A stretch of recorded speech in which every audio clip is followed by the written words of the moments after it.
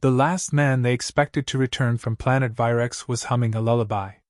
"Something's not right," muttered Lieutenant Arvix as the dropship ramp hissed open. A thick fog of lavender mist drifted out, warm and cloying, clinging to the boots of the armed retrieval team. Their orders were simple: extract Corporal Rylan Maddox, if alive, and confirm the kill of Subject Theta 9.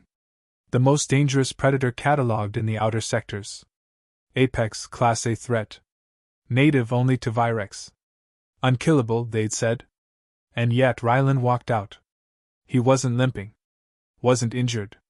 His armor wasn't even scratched. Worse, he was smiling. Behind him, a shadow moved in the mist. Something large. Silent. Watching. Weeks earlier, Rylan hadn't been smiling at all. The mission briefing had been short. The kind that doesn't invite questions. Solo drop. Find and terminate Theta 9.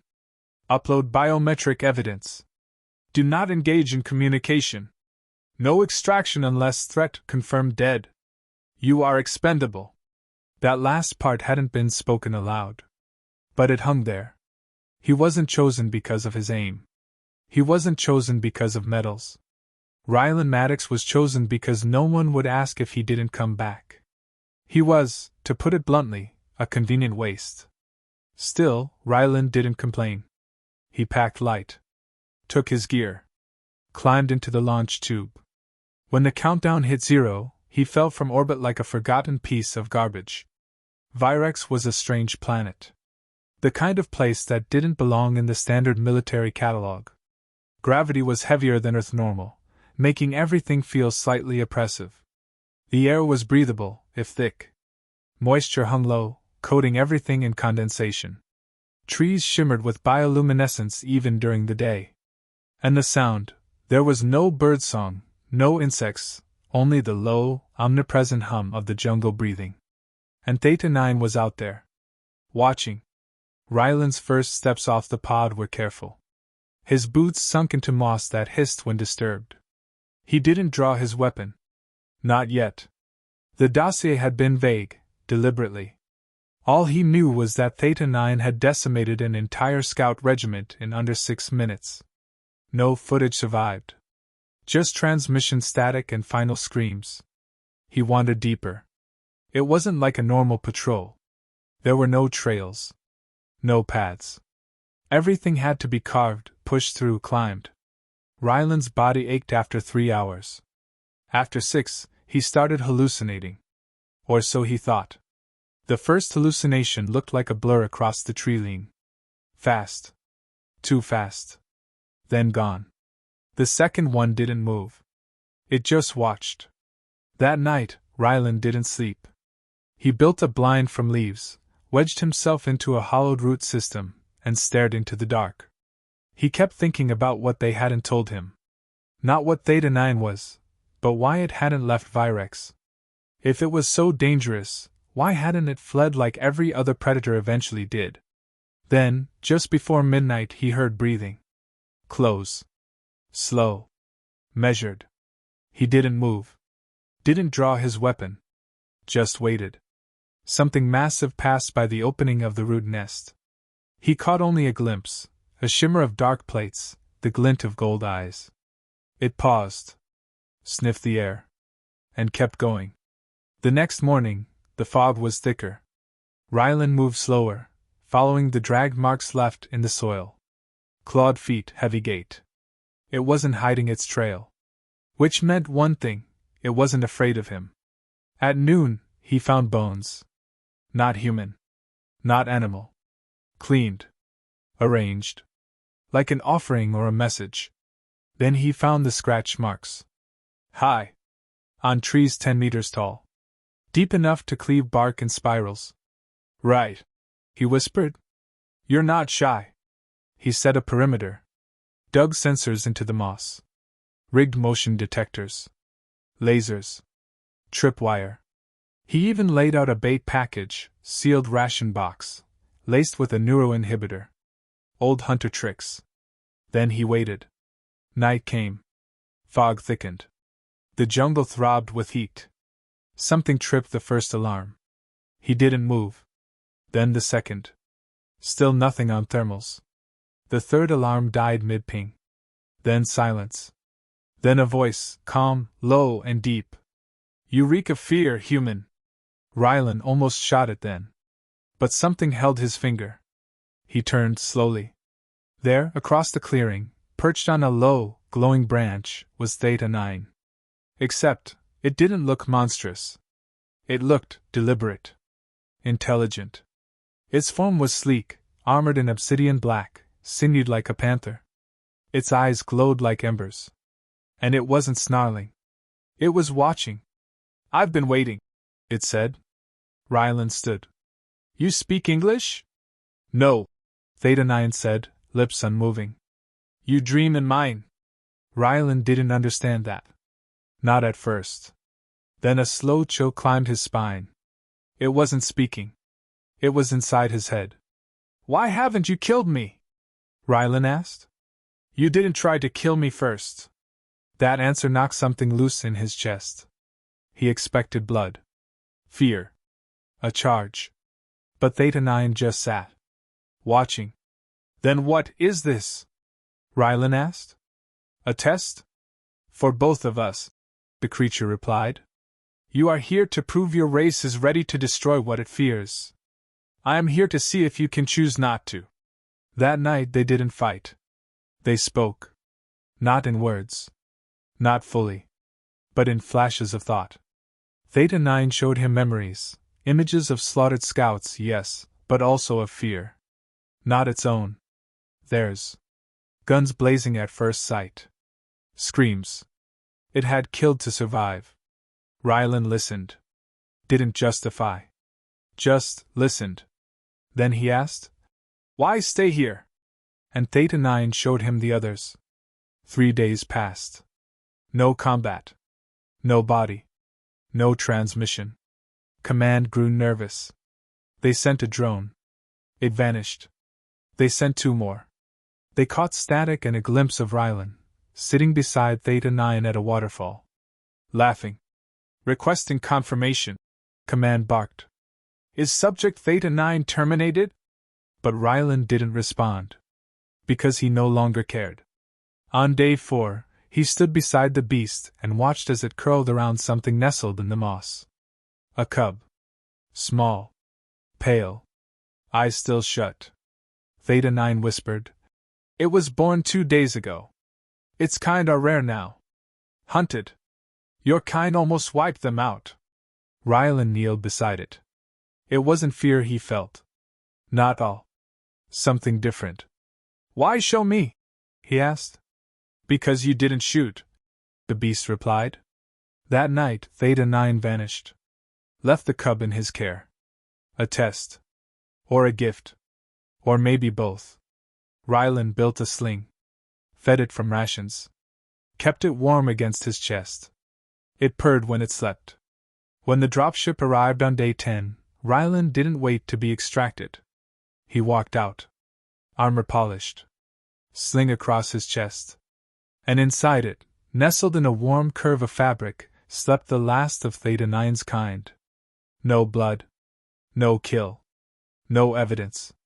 Just Rylan. And the cub. The cub didn't purr anymore. It whimpered. Soft. Ragged. Like the breath had trouble staying inside its tiny lungs. Rylan adjusted the sling, trying to shield it from the sterile cold of the decontamination chamber. Every inch of him screamed to lash out, to take the creature and run, but there was nowhere to run in orbit. The scientists didn't speak. Just stared through the glass. Some pointed. Others typed furiously. The cub was under a spotlight now, confined inside a containment pod filled with low-oxygen mist. Its claws twitched feebly against the clear casing. You brought back a biological hazard, growled Colonel Dresk from behind the observation bay window. Do you understand what that means? I brought back a life, Rylan snapped. Same thing. Rylan turned slowly. It was never about Theta 9, was it? Dresk's expression didn't shift. We sent you to eliminate a threat. You returned with an unregistered bioform, unauthorized calm silence, and no proof of mission completion. You wanted a trophy. We wanted assurance. The pod hissed. The cub's eyes fluttered, unfocused. She left it with me, Ryland said, his voice softer. That wasn't an accident. Theta 9 could have killed me any time. Instead, she trusted me. Dresk folded his arms. And what exactly makes you think a Class A predator can feel trust? I looked in her eyes. Dresk's lips twitched with condescension. You fell for it. Just like the scout team before you. That's how Theta 9 wins. She gets in your head, makes you see things, emotions, morals, humanity. Then she strikes. Ryland stepped closer to the glass. You're wrong. She had no reason to spare me. And she didn't strike. She gave. Dresk gestured toward the pod. Then why is it dying? Ryland froze. He hadn't noticed it at first. The cub's breathing had slowed. It curled tighter now, trying to find warmth. But the chamber kept it cold, sanitized, safe. Too safe. They're freezing it alive, Ryland whispered. Standard protocol for unknown bioforms. Keeps metabolic activity in check. It's not a specimen. No, Dresk said. It's bait. The next 72 hours were hell. Ryland was confined to a monitoring cell, fed rations twice daily, allowed to view the cub's vitals on a flickering screen. He argued. Pleaded. Threatened. Nothing changed. Then, on day 4, the readings flatlined for 2 minutes. Only 2. But it was enough. The entire deck went into lockdown. Alarm lights pulsed crimson. Armed guards flooded the corridor. Somewhere deep in the ship's fusion core, a failsafe primed, just in case containment had failed. Except the cub wasn't dead. It had shed. The new skin was darker, smoother, faintly armored. Its eyes opened for the first time, pitch black, lidless. It stared straight at the nearest technician. And mimicked their heartbeat. The data team panicked. They called in xenobiologists from 3 sectors, initiated genetic sequencing, even scanned Ryland's own neuromapping for potential psychic contamination. But nothing matched. The cub didn't register as a threat. It registered as an anomaly. Uncoded. Hybrid. Impossible, muttered Dr. Cohen, head of xenodevelopment. There are no mammalian traits here. But it responds to stimuli like a newborn primate. Because it learned from me, Ryland said from the corner of the lab. The scientists turned. He wasn't supposed to be there. He'd overridden a keycard with a bent spoon and a stolen badge. Weeks on Virex had taught him a few tricks. Get him out, Kelwin barked. But the cub made a low whine. Then crawled toward the glass. And pawed at it, once, twice, like a plea. Everyone stopped moving. I'm not the threat, Ryland said quietly. You are. The ship rerouted. Instead of Earth, it made orbit around Jupiter's dark moon, Calliope 3, home to the Interstellar Biotic Regulation Agency. IBRA didn't ask questions. It issued quarantines. And executions. A tribunal of high-ranking generals, scientists, and colonial administrators assembled in the gray halls of the station. Ryland stood in chains. The cub, now twice its previous size, was caged in an electromagnetic containment field that flickered when it breathed. They grow fast, murmured the tribunal leader. Too fast. Because they're hunted, Ryland replied. They've evolved to survive. The council reviewed the logs. They weren't pleased. You disobeyed protocol. Ignored kill orders. Withheld communications. And now you're advocating for the preservation of a species classified as a galactic threat. Threat to who? Ryland snapped. We were the invaders. We dropped bombs on their nests. Sent squads armed to the teeth and called it a scientific expedition. Theta 9 killed over 70 personnel. They opened fire first. Murmurs rippled through the room. Even if what you say is true, the tribunal leader said, the adult is still at large. She's watching, Ryland said. Silence fell. What did you say? She's not gone. I saw her, once, during extraction. High orbit. She followed the dropship. I don't think she ever left. The room went cold. IBRA initiated an emergency scan. 2 ships scrambled to intercept a faint heat signature beyond the station's range. They never came back. Security around the Cub tightened. Rylan was moved to a solitary pod, interrogated daily by AI-level psychologists who mapped his brain for psychic intrusion, behavioral corruption, and empathy drift. They found all 3. But it wasn't corruption. It was connection. You're not the same man we sent to Virex, said Dr. Bran, one of the few interrogators who didn't treat him like a virus. No, Rylan said. I'm better. She studied him for a long time. Do you think it imprinted on you? I think I imprinted on it. Bran leaned back. That's not how it's supposed to work. Rylan smiled faintly. Exactly. She paused. Then turned off the recording device. I saw it respond to your voice. You were the only one it didn't snarl at. That means something. They're not monsters. Maybe not, Bran said. But they are dangerous. Rylan's smile faded. So are we. That night, the alarms returned. Only this time, it wasn't the Cub. The outer hull breached, without contact. No weapon signature. No heat trail. Just silence. Then darkness. The station lost power for 7 seconds. When it came back online, the Cub's cage was empty. And Rylan's cell was open. The cameras didn't show how. Only that he and the creature were gone. He woke in the jungle. Not a dream. Virex. He could feel the weight of the planet again, the moist breath of the trees, the shimmer of mist on his lips. The Cub was beside him, now adolescent. Taller. Stronger. And staring at him with recognition. Then he heard her. The mother. Theta 9. You passed, she whispered, her voice inside his thoughts.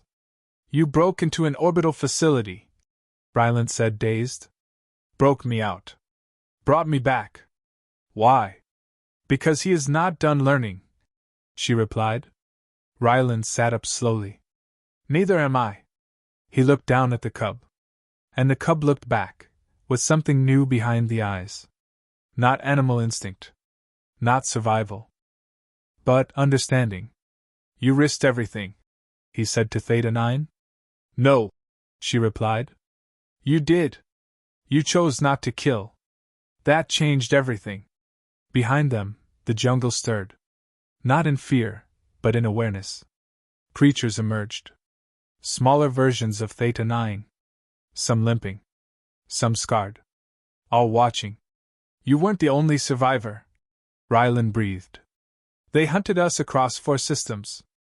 We hid here. You were the first to stop aiming long enough to see. He exhaled slowly.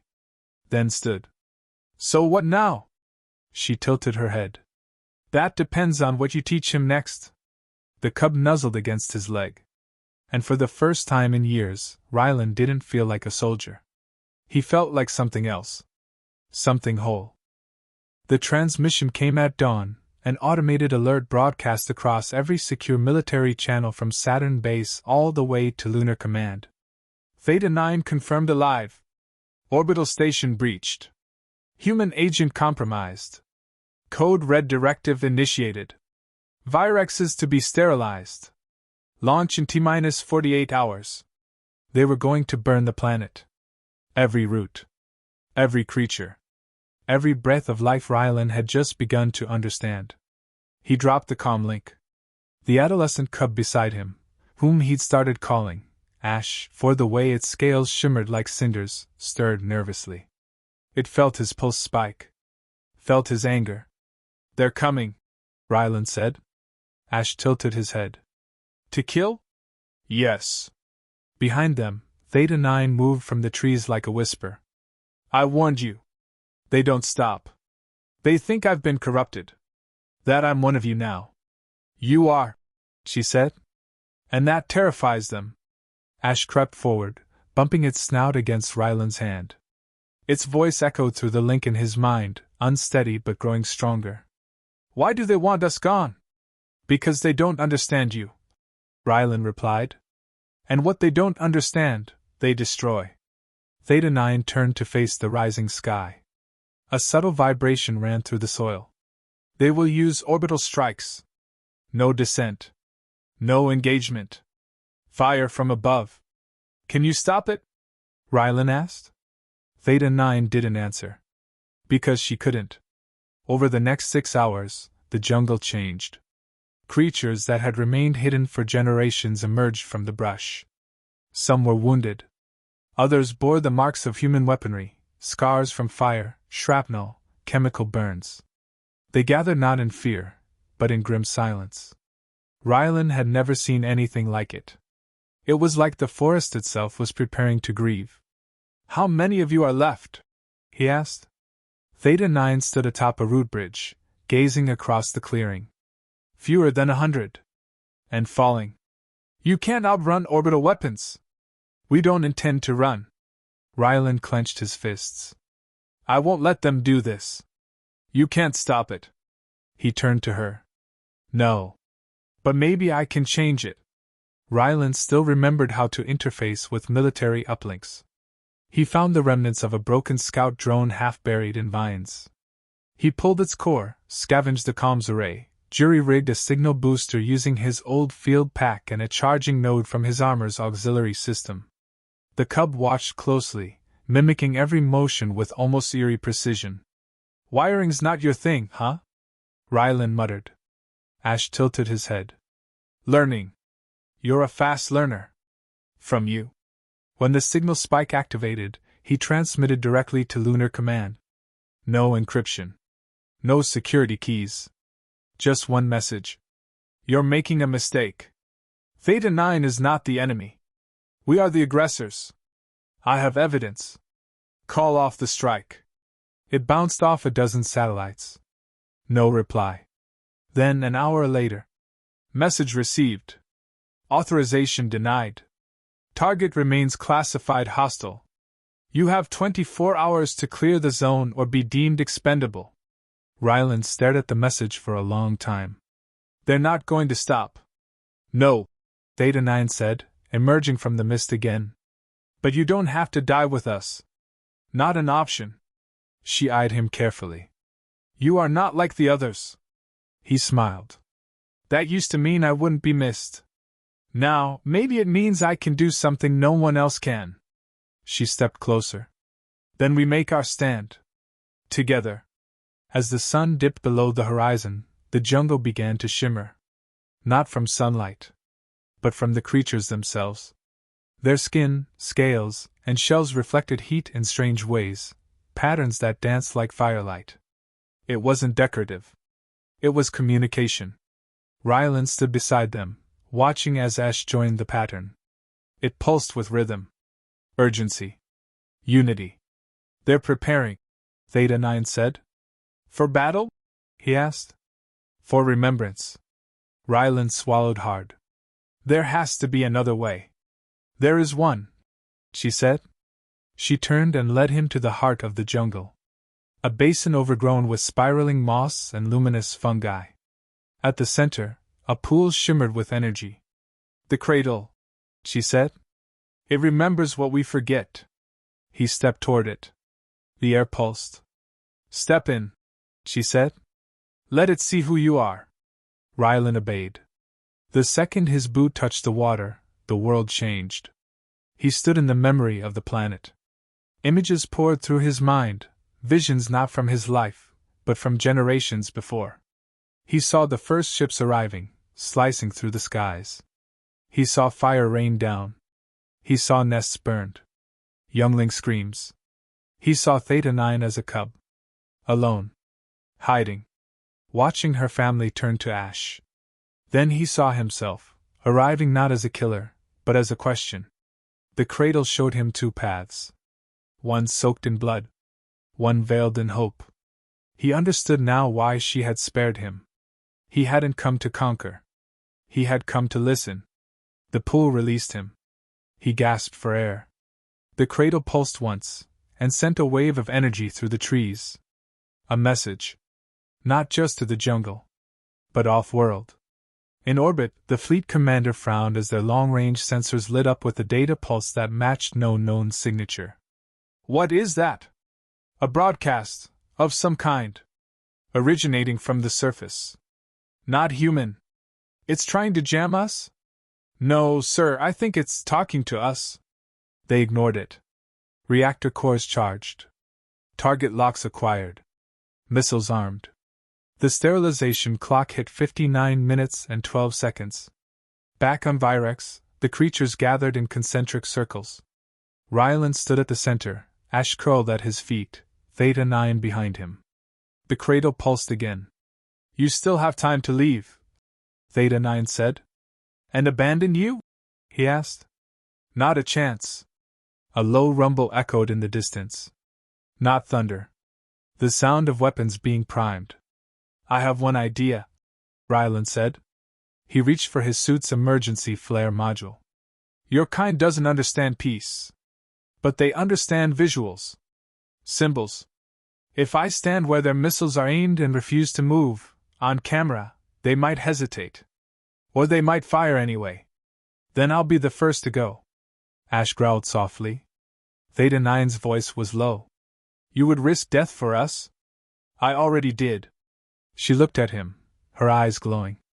No. You offered trust. She turned to the gathered creatures. He is one of us. Then she turned back.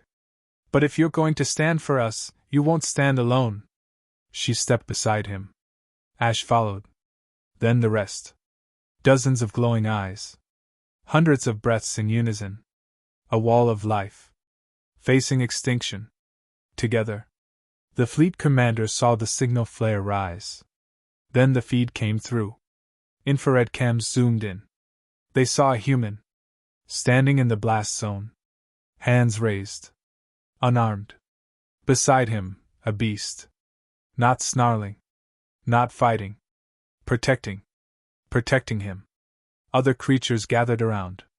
Not attacking. Not hiding. Standing. As if daring the orbiting fleet to make a choice. The commander's hand hovered over the launch key. One word away from ignition. He hesitated. Then the comms officer spoke. Sir? Earth Command is watching. Global feed just went live. Civilians are seeing this. The commander stared at the monitor. He saw not enemies, but a man and a creature who refused to be enemies. Weapons hold, he said. And for the first time in 3 generations, Virex was spared. Not by war, but by one man's refusal to fight. The news spread faster than the fleet could erase it. By the time Earth Command issued a media blackout, it was already too late. Every outpost, mining station, and trade corridor across the outer colonies had seen the footage. A human soldier standing side by side with a supposed apex predator. No weapons drawn.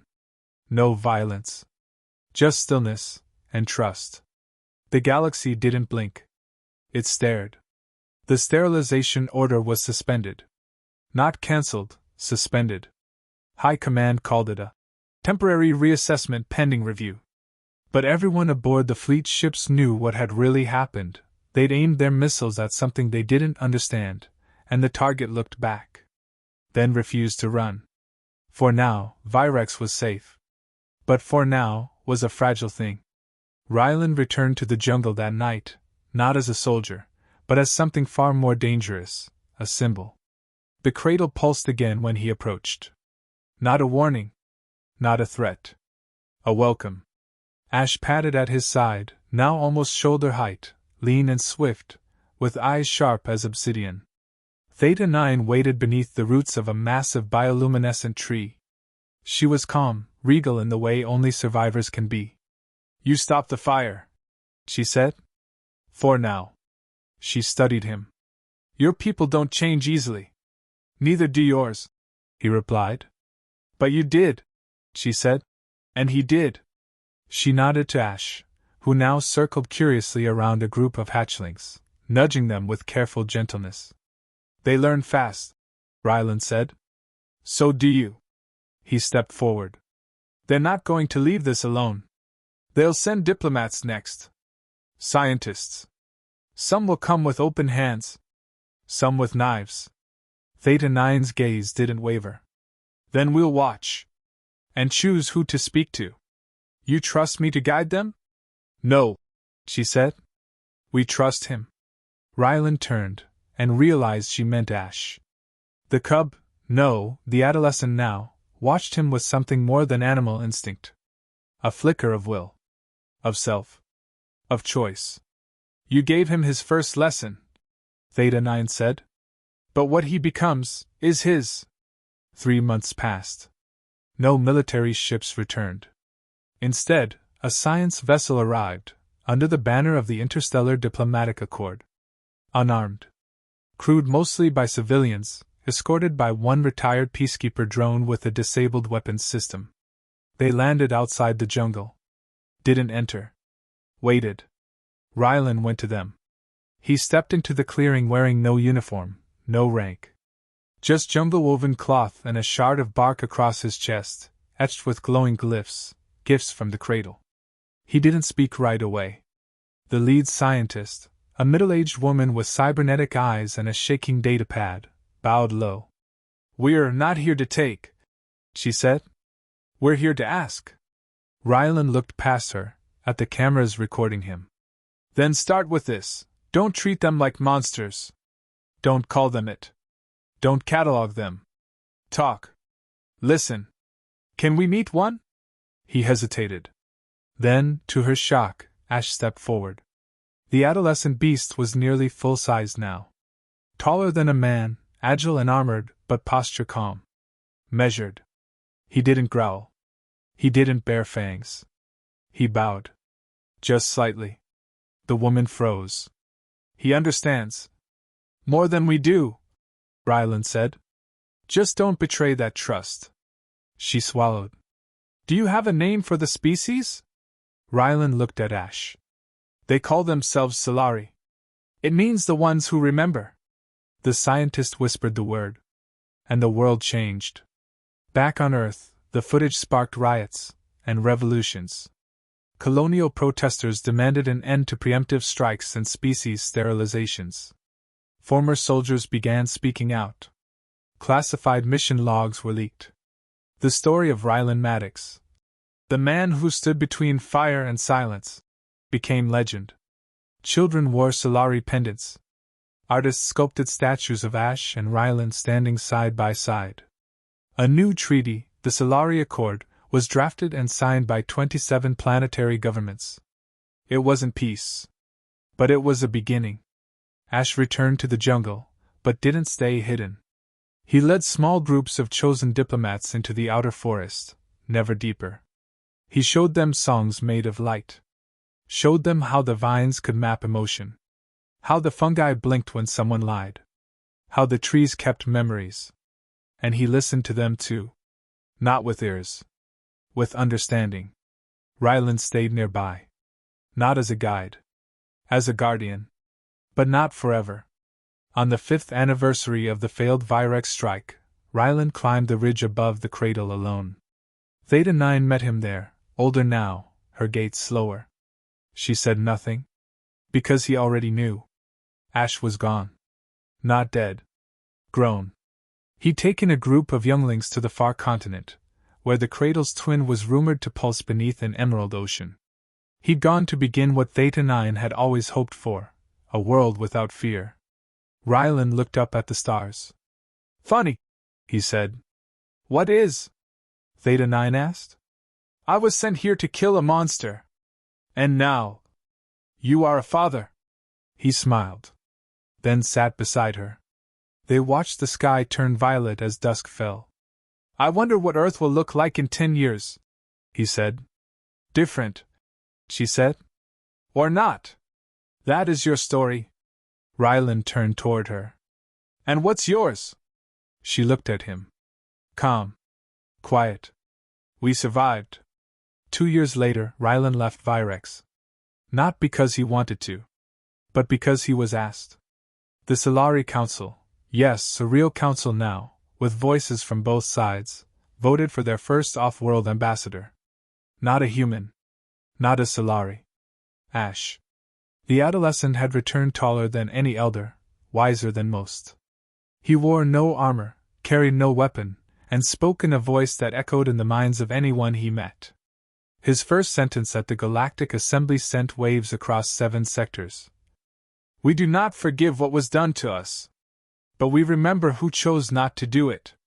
Then he bowed to the gallery. And the silence that followed lasted nearly a full minute.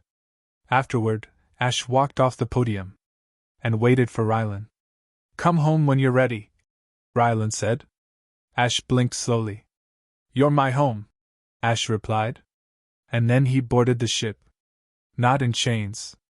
Not in a cage. As a diplomat. As a voice. As hope. Years passed. Rylan's hair grayed. His scars faded. The glyph etched across his chest still glowed faintly when he stood near the cradle. One day, while he was tending the vines near the northern ridge, a youngling darted up to him. Its eyes were wide. "It's Ash. He's coming back." Rylan paused. Then smiled. He stood on the landing hill as the starcraft descended. Ash stepped out first. Taller now. More than just a beast. More than just a symbol. He wore a robe interlaced with forest threads and orbital silk. His eyes locked onto Rylan's. Then he ran. And embraced him. In silence. Not as predator and human. Not as soldier and target. But as family.